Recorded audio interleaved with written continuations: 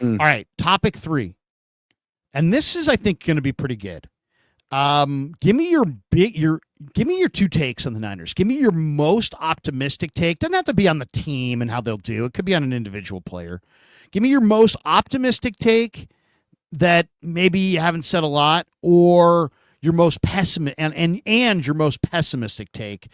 And it might just be something that you kind of sense. It doesn't have to be, because we haven't even had training camp yet. So this will all be decided on the field for many of these questions. But most optimistic Niner take, most pessimistic Niner take. Okay. I think they're kind of related. So the most optimistic take is that, this is the most pressure Kyle Shanahan's been under, maybe as a head coach, year 9, coming off a 6-11 season. He has to produce. He might even be on the hot seat. I don't even know what's going to happen if he misses the playoffs again. So Kyle Shanahan, with his back against the wall with real pressure, coaches his ass off and reminds everyone how good he really is. Like last year, it seemed like I'm not going to say mailed it in, but he was burnt. He just didn't have it last year. Now we're like calling him out, and he seems like he's even been challenged by his own owners. Okay, now we get to see the real Kyle Shanahan and the best of Kyle Shanahan. And it's not about Robert. Robert Saleh is a great coach, but Kyle's the head coach. And if he's lethargic and burnt out, then the team is going to be lethargic and burnt out. So his energy matters, and we're going to see the most energetic, the most focused and locked in version of Kyle Shanahan we've ever seen. I like it. Yeah. He looked a little bit rejuvenated and seemed a little bit more batteries recharged when we saw him last. I'll give him that. We'll see how it wears this summer. But I don't know about you, but to me, I thought Lynch and Shanahan collectively going into last year were like, I mean, say it to each other in the auditorium, like, it's burnt out. I mean, these guys look burned out. It's like, this is the beginning of the race. These guys look dog tired. All right, give me your most pessimistic take. The most pessimistic take you can drum up. Oh my God. The rookies on defense aren't ready. The injury-prone players on offense get injured. The offensive line, which is thinner than last year, can't protect Purdy. He gets injured. I mean, the wheels could fall off this year. When things go bad for the 49ers, things go really bad and the wheels fall off. And then there's the Kyle Shanahan factor. Like, what if he really has aged 20 years over the last 9? What if he really is burnt out? What if an extra month of an offseason doesn't do much and he's really at the end of his tenure as the 49ers head coach? That getting rid of Tabor Pepper and Deebo Samuel was a symbolic gesture to try to repair the locker room, but it's still fractured. It's still there's still roster politics. There's still double standards. I mean, all the bad things pop up again, and all the winning that masked it in the past isn't there, and the losing really accentuates it. All right, my most optimistic, that's a good one.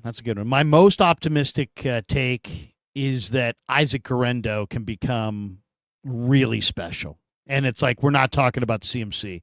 We're talking about CMC and Guerendo as a package, as a combo platter.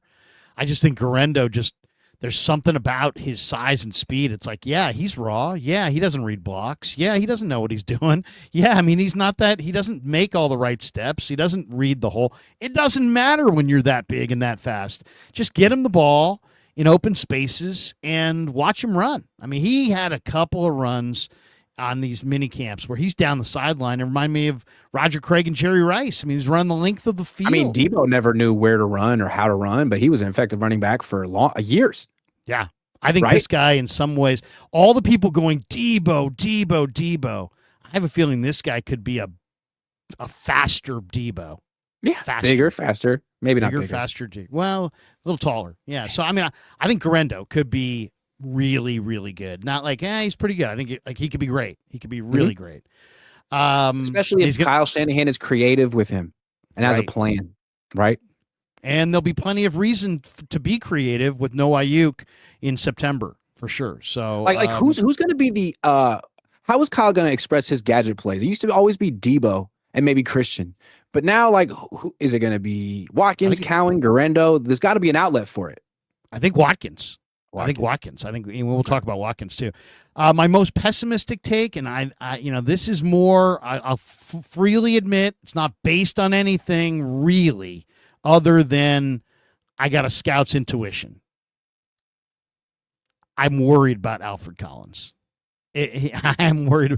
This might not age well. He may be a game wrecker. But, that interview that he did with the media where he's like, yeah, I'm good. I'm good. Well, he hasn't gotten on the field since. You know what I mean? He has not played a single practice. And yet he said to us, to our faces, yeah, I'm good. Physically, I'm good. I'm ready. I'm going to be. Well, maybe it's the fact that he hasn't signed his contract yet. Only two second-round picks in the NFL have actually signed contracts. So maybe there's more going on than we realize. Right. So that was the other concern, is that maybe that does, in my opinion, and I know yours as well. That doesn't reflect on him. That there's a couple of players at the top of round 2 that signed fully guaranteed deals, and the agents for the rest of the guys in round 2 are like, hey, the precedent's been set. And so now everybody who's unsigned is asking for a completely guaranteed contract. But it was what he said when he was asked about football, and he's like, yeah, I don't watch a lot of football. I'm not a big fan of NFL football. Now, I'm not saying that you got to be, but I don't know, man. There's just some weird vibes about him. He hasn't gotten on the field. He says he doesn't watch football. Like CJ West has these incredibly great vibes. I'm just getting the iffy vibes from Collins. Now, he played all the games at Texas, so that's what's giving me pause to go, okay, don't worry. He played in all these games at Texas. He'll play when it matters. And his talent looks awesome, but he was a second-round pick. And, man, I don't know. You know who his cousin is, right?